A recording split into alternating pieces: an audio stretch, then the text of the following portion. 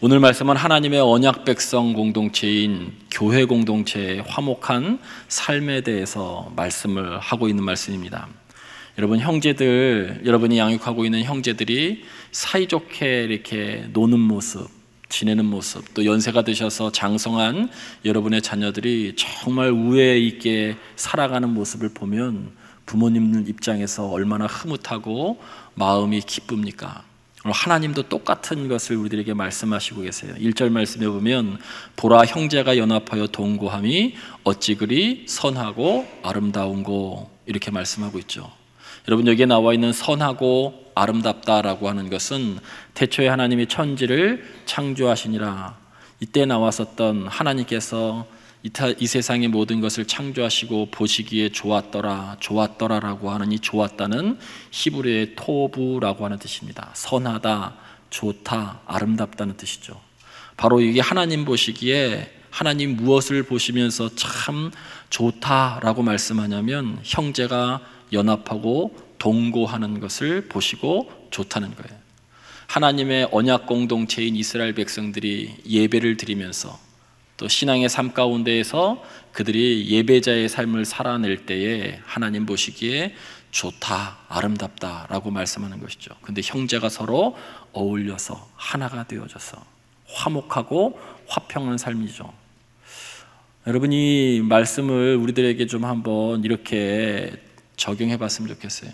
여러분, 실제로 여러분의 혈육, 형제지간, 형제 자매들, 여러분 화목하세요?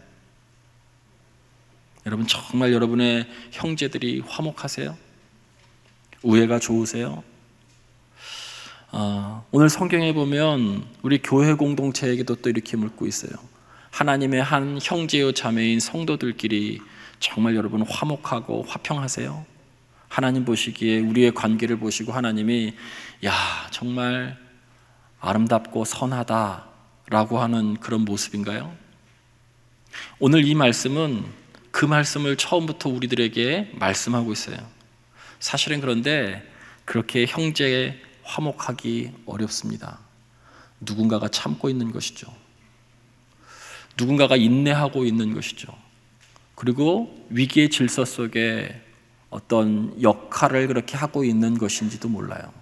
정확하게는 누군가가 인내하고 참고 있는지도 몰라요. 교회 공동체 안에 우리가 한 형제요, 한 자매라고 하는데 여러분, 우리 화목하십니까? 근데 그것은 결코 쉬운 일이 아닌 것 같아요. 당연한 것이 당연시 되지 않을 때 우리들은 대단히 마음이 슬프죠. 그런데 이 당연한 것, 이것이 여러분 다 어그러졌다가 다시 원래 당연한 것으로 그렇게 아름답고 선한 모습을 보일 때는 마음이 기쁜 거예요. 반어적으로 설명하면 이 선하고 아름다운 형제의 연합과 동거는 사실은 그렇게 쉬운 일이 아닌 것이죠. 그래서 아름답고 지금 보기에는 정말 감격스러운 것입니다. 실상 인간의 모습이 이 형제가 연합하고 동거하는 것이 쉽지 않다고 성경 처음부터 말씀하고 있어요. 여러분, 이스라엘 조상인 아브라함과 이삭과 야곱과 요셉에 이르기까지 창세기 3장부터 50장 내내 형제는 화목한 모습을 찾아볼 수가 없어요. 인류에 처음 시작하자마자 가인은 동생 아벨을 돌로 쳐 죽였어요.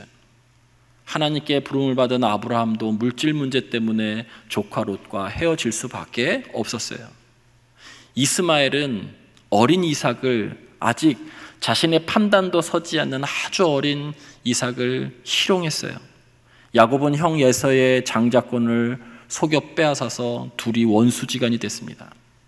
요셉의 형제들은 요셉을 땅에 파묻어서 죽이려고 하다가 마지막에 노예로 팔아버렸어요. 여러분, 창세기에 보면 처음부터 끝까지 형제지간이 서로 사랑하고 화해하는 모습, 서로 우애가 좋은 모습, 연합하고 동거하는 모습을 볼 수가 없어요. 이스라엘 전 역사의 과정 가운데도 보면 이스라엘의 형제된 주변 국가들은 늘 이스라엘을 괴롭혔어요. 왜 형제간에 이런 일이 일어납니까? 다른 것이 아니죠. 죄가 우리 안에 들어왔기 때문에 그래요. 가정이 어려워지고 특별히 교회 공동체, 하나님 보시기에 이 교회 공동체가 연합하고 동거하는 것이 하나님 보시기에 너무나도 선하고 아름다운 그런 하나님이 정말 감탄해야 되는 그런 일들이 일어나지 않는 이유는 사실은 다른 것이 아니라 죄 때문에 그런 거예요. 창세기 3장에 보면 죄가 처음 우리들에게 들어오죠. 그때 하나님과 하와 인간의 관계를 교묘하게 갈라놓고 있는 것이 뱀이에요.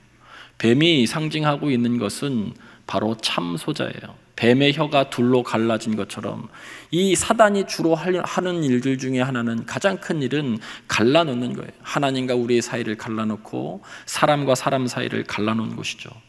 우리가 화평하지 못한 이유는 다른 것이 아니에요. 의견이 달라서, 우리들에게 어떠한 성향이 달라서, 아니요. 가장 깊은 근원적인 이유는 죄 때문에 그런 거예요.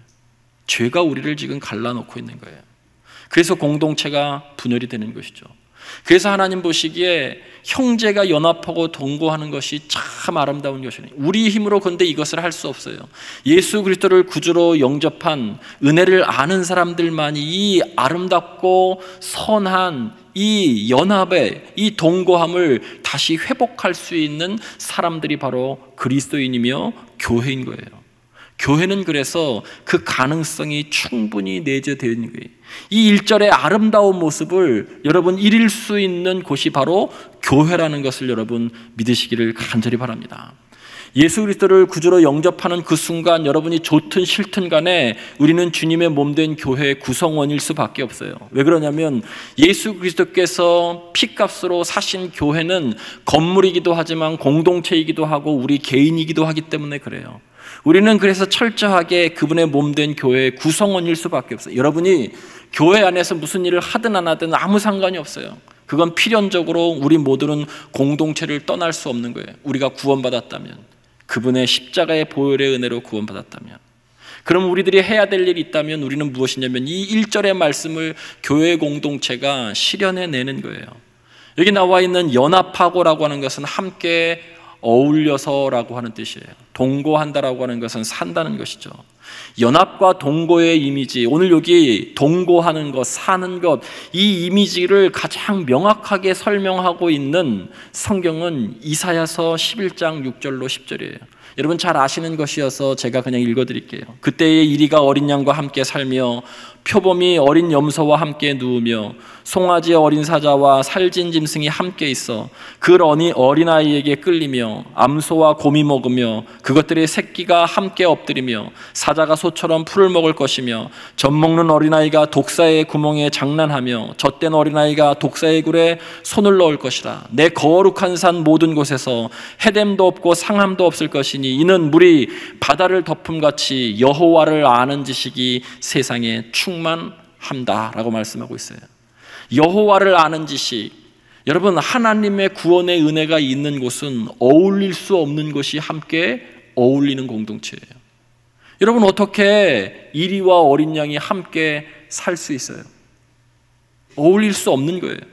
표범과 여러분 어린 염소가 어떻게 함께 눕고 사자와 송아지가 함께 있고 그리고 함께 먹고 함께 엎드리고 어린아이가 독사의 굴에 손을 넣고 장난을 쳐도 해함도 상함도 없는 것. 이사야서 11장에서 이야기하고 있는 여러분 이 도무지 어울릴 수 없는 상대들이 함께 어울려서 살아가는 것, 하나님의 통치, 하나님의 은혜가 있는 곳에는 이렇게 된다는 거예요. 여러분 교회 공동체가 무엇보다도 예수 그리스도를 구주로 영접함으로 인해서 우리가 그분의 은혜를 아는 거예요. 그래서 결국 우리도 서로 다른 존재들이 정말 어쩌면 어울릴 수 없는 존재들이 전혀 상함도 없고 행함도 없고 함께 어울려져 살아갈 수 있는 그러한 교회 공동체, 바로 이곳이라는 것이죠. 그것을 보고서 선하고 아름답다는 거예요. 도무지 어울릴 수 없는 것이 함께 어울리는 것. 하나님 보시기에 이것이 선하고 아름답다는 거예요. 이게 바로 2절에서 말씀하고 있는 것은 교회의 신비, 교회의 영광이에요. 이런 것이 드러날 때 하나님이 보실 때 선하고 아름답다라고 말씀하는 거예요. 두 번째 3절에는 풍경화예요. 헐몬의 이슬이 시온의 산들의 내림과 같도다 라고 하는 거예요. 이스라엘 최북단에 있는 헐몬산, 그 이슬은 그냥 단순히 우리나라에서 이야기하고 있는 이슬이 아니에요. 사사기 6장 3절 말씀에 보면 기드온이 새벽에 양털을 밖에다가 들에다가 내다 놓고 아침에 이 양털을 짜면 성경 말씀에 보면 물의 그릇이 가득하게 채워졌다고 할 거예요. 이스라엘에게 있어서의 이 이슬이라고 하는 것은 비가 내리지 않는 건기 때 유일한 생명의 젖줄과도 같은 거예요.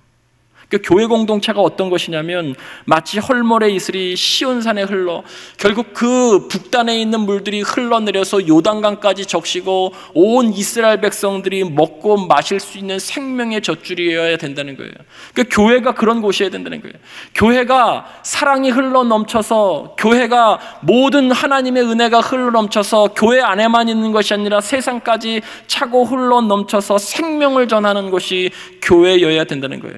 이것이 뭐냐면 3절은 교회의 능력을 이야기하고 있는 거예요. 아픈 교회의 신비, 세상에서 도무지 경험할 수 없는 것이 교회 안에서 일어나는 것, 신비예요.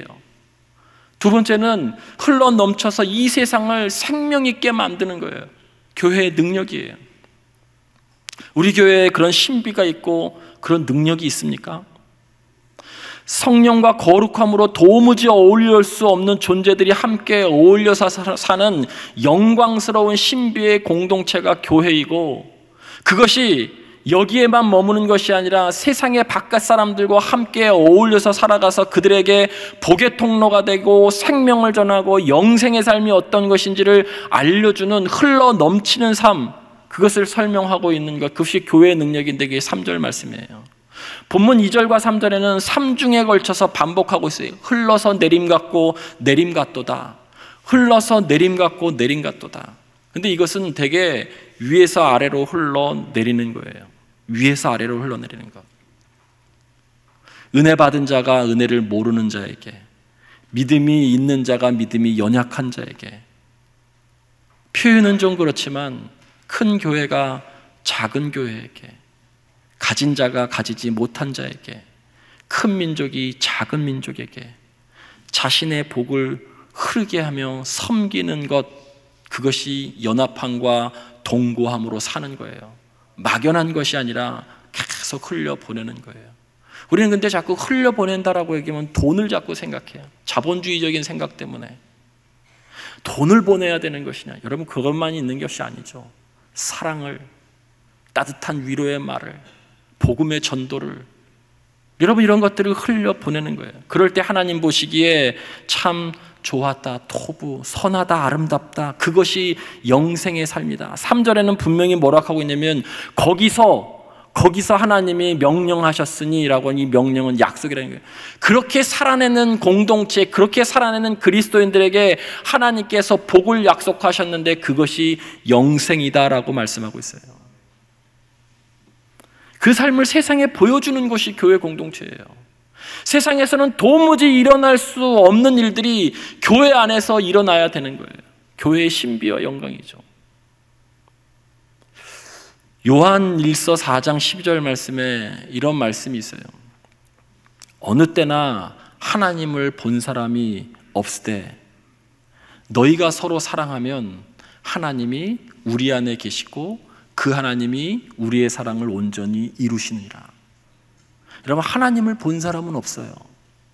어느 때나 그렇다고 이야기하고 있어요. 비가시성이죠. 우리도 하나님을 볼 수가 없어요. 그런데 어떻게 세상 사람들에게 하나님을 소개하고 이해시키고 보여주겠어요? 그것은 다른 것이 아니에요. 우리가 서로 사랑하는 신비의 공동체, 교회를 통해서 세상 사람들이 하나님의 살아계심과 교회의 신비와 하나님의 영광을 보는 거예요. 교회 무엇을 통해서 연합하고 동거하는 것. 세상은요, 안 보면 그만이에요. 세상은 그냥 딱 자르고 안 보면 그만이에요. 그 인간과는. 근데 교회는 그런 곳이 아니에요. 은혜를 알면 여러분 그 은혜 속에 그를 보는 거예요. 제사장으로 설명하고 있는 것은 우리가 어떻게 연합하고 동거할 수 있냐면 그 사람이 나의 제사장의 역할을 감당하고 있다라고 하는 것을 인정하고 여러분 받아들일 때에 그와 함께 살 수 있어요. 그가 내게 필요한 존재이구나. 그가 내게 필요해서 하나님이 나에게 이 공동체에 함께 일하게 하셨구나. 함께 예배하게 하셨구나. 내게 꼭 필요한 사람이라고 인정할 때 함께 살 수 있어요. 여러분, 선민 이스라엘 백성들이 멸망한 이유는 시편 133편 오늘 이 삶을 살아내지 못해서 멸망했고 포로로 잡혀간 거예요. 잘못된 선민의식에 사로잡혀서 자기중심성, 그것을 너무너무 강화하고 흘러 넘치는 것이 아니라 자기네들만 잘 살려고 했었던 그 복의 통로가 되고 제사장 나라가 됐어야 되는 그 부르심의 역할을 감당하지 못했기 때문에 시편 133편의 말씀을 이 이스라엘이 이루지 못했기 때문에 그 나라가 멸망한 거예요. 교회도 마찬가지입니다. 이 시대의 교회의 아픔이 여기 있는 거예요. 복의 통로가 되고 생명을 전하고 흘러 넘치게 해야 되는데 건물은 크게 짓고 성도들은 많아졌는데 사회에 대해서 대단히 폐쇄적이고 사회에 대해서 열려져 있지 않고 사회의 그런 아픔을 들으려고 하지 않는 이상은 여러분 결국 교회는 망할 수밖에 없어요. 그리스도인들도 마찬가지예요. 우리 교회는 사회를 향해서 열려있는 교회입니까? 닫혀있는 교회입니까? 여러분, 교회의 본질은 영혼 구원이죠. 영혼 구원. 교회의 본질은 하나님의 사랑, 하나님의 마음을 세상에 전하고 시대의 사람들에게 알리는 거예요. 설교도 똑같아요. 하나님의 마음, 하나님의 사랑을 이 시대의 사람들과 성도들에게 알리는 거예요. 여러분, 저는 창립 137주년을 맞아서 저와 여러분, 제가 가지고 있는 교회는 이것에 귀 기울여야 된다라고 하는 면에서 저는 이것을 여러분과 나누고 싶어요. 마지막으로. 자, PPT를 한번 보세요. 오늘 간단한 거 하나입니다. 존 스토트라고 하는 유명한 신학자이며 목사님이 계세요. 이분은 교회의 능력은 이중 귀 기울임에 있다라고 분명히 말씀하고 있어요. 이중 귀 기울임. 교회는 그리스도에 있는 성경을 통해 말씀하시는 하나님의 음성과 그리고 세상의 음성을 들을 수 있는 능력이 있어야 된다는 거예요. 이해되세요? 교회는 성경을 통해서 주시는 하나님의 말씀뿐만이 아니라 그 음성뿐만이 아니라 세상의 음성도 함께 들어야 된다는 거예요. 세상의 사람들의 실존적인 고통과 아픔과 아우성, 사회의 구조화까지 들어야 된다는 거예요. 세상이 어떻게 지금 변하고 있는지 그 변함, 그 음성을 들어야 된다는 거예요. 때로는 하나님의 음성과 세상의 음성이 모순될 때도 있어요. 그러나 그 안 속의 가운데에서도 어떻게 하나님의 음성과 세상의 음성이 연결되어질 수 있고 관계 맺어질 수 있고 관련되어질 수 있는지 이것을 세상의 음성에도 귀 기울이지 않으면 여러분 그리스도인은 이 세상에서 어떻게 제자로서 살아가는지를 알 수 없어요. 세상을 모르는데 어떻게 하나님의 음성을 듣는 것만으로 어떻게 그 안에서 우리가 세상을 살고 있는데 제자도를 여러분 따라서 살 수도 없고 기독교의 선교도 이 세상의 음성을 듣지 않고서는 할 수 없어요. 이 시대에서 흔히 이야기하는 교회의 사명과 비전도 여러분 발견할 수가 없어요. 세상을 모르고서는. 그래서 존 스토트 목사님은 분명하게 이야기하기를 교회의 능력은 그리스도인의 능력은 여러분이 제자로서 살기를 원한다면 여러분이 선교하기를 원한다면 우리 교회 공동체가 비전과 사명에 따라서 살기를 원한다면 두 귀 기울임이 있어야 되는 거예요. 두 음성에 귀를 기울여야 된다는 거예요. 세상과는 단절해가지고 도무지 하나님의 뜻을 발견할 수 없다는 거예요. 그래서 여러분 개인 구원과 사회 구원이 함께 가는 거예요. 사회를 보지 못하는 그런 교회, 사회를 보지 못하는 개인적인 어떤 성경 공부, 여러분 이것은 오래 갈 수 없다는 거예요. 현대 3대 지성 중에 한 사람인 알랭드 보통은 그의 책 무신론자를 위한 종교라고 하는 책에서 이렇게 얘기했어요. 멸망으로 치닫고 있는 인류를 구원할 수 있는 유일한 길은 기독교의 정신밖에 없다. 왜냐하면 모두가 자기밖에 모르는 세상에 여전히 기독교의 정신은 약자에 대해서, 고통받는 자에 대해서 지속적인 관심, 그 소리를 듣고 있기 때문이라는 거예요. 근데 우리는 내 개인적인 것에만 신앙이 몰두하고 집착되어 있죠. 흘러 넘치지 못하는 거예요. 우리 교회 공동체는 여러분 어떠한가 봐야 돼요. 정말 흘러 넘치고 있는가. 교회는 아무도 어울리려고 하지 않는 자와 함께 어울려 사는 곳, 그 사람들의 모임, 그것이 교회예요. 그것을 살아내는 삶을 하나님께서는 복 주시겠다고 3절에 약속했어요. 거기서 라고 얘기했잖아요. 그렇게 사는 모임 속에서, 거기서 그렇게 살아내려고 하는 교회 공동체에게 내가 약속한다. 그것이 복된 삶이고 그것이 영생이라는 거예요. 영생이라고 하는 것은 수직선상에서 무한적인 길어지는 삶을 이야기하는 것, 그것보다는 영생이라고 하는 것은 영혼으로 들어가는 것이고 영원히 사는 삶이에요. 다가오는 세대에서 사는 거예요. 천국을 의미하는 것이죠. 그러나 또 한 가지가 있다면 새로운 세대, 새 하늘과 새 땅 안에서 그 속해서 사는 거예요. 새 하늘과 새 땅, 하나님께서 통치하시는 하나님의 구원의 은혜가 있는 그곳에서 속해서 사는 거예요. 그 방식대로. 여러분, 바로 우리가 그렇게 살고 있으면 우리의 삶이 영생인 거예요. 개인의 복만 추구하는 기독교, 하나님 나라의 공동체를 상실한 교회, 개인과 사회를 향해서 바라보지 못하는 어떤 기독교인의 품성과 교양과 그 구원론으로는 교회는 오래가기 어려워요. 천국은 갈 수 있을지 모르지만 교회 공동체는 어려워요. 보라, 형제가 연합하고 동거함이 어찌 그리 선하고 아름다운고. 그것을 교회가 이루어내야 그곳에 영생이 있고 하나님 보시기에 합당하다고 칭찬받을 수 있는 거예요. 우리 교회 그런가요? 우리 교회가 정말 성령 충만한 교회고 거룩한 교회고 사명을 감당하고 있는 교회라면 시편 133편의 1절부터 3절까지가 그대로 이루어지는 교회가 돼야 돼요. 화평한 교회, 화목한 교회, 어울릴 수 없는 사람들이 어울려 사는 교회. 그런데 이것이 교회 공동체뿐만이 아니라 세상의 사람들을 정말 어울릴 수 없는 것 같은 사람들도 다 보듬고 우리의 사랑이 흘러 넘치게 하는, 이 말씀이, 이 그림이 그대로 말씀 속에, 우리 삶 속에 이루어지는 모습이 있을 때 여러분, 하나님의 나라가 이루어지는 거예요. 교회는 그것을 위해서 부름받은 것이고 그리스도인들도 마찬가지인 거예요. 오늘 다시 한번 창립 137주년을 맞아서 다시 한번 우리 교회가 그 본질에 충실하게 되기를 주님의 이름으로 간절히 축원을 드립니다.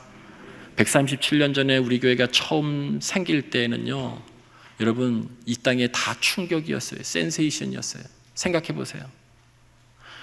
어울릴 수 없는 신분의 제도들도 철폐하는 것, 세상의 충격이었어요. 우리 교회에서 시작하는 신앙 공동체의 믿음의 생활도 세상 사람들에겐 신비고 충격이었어요.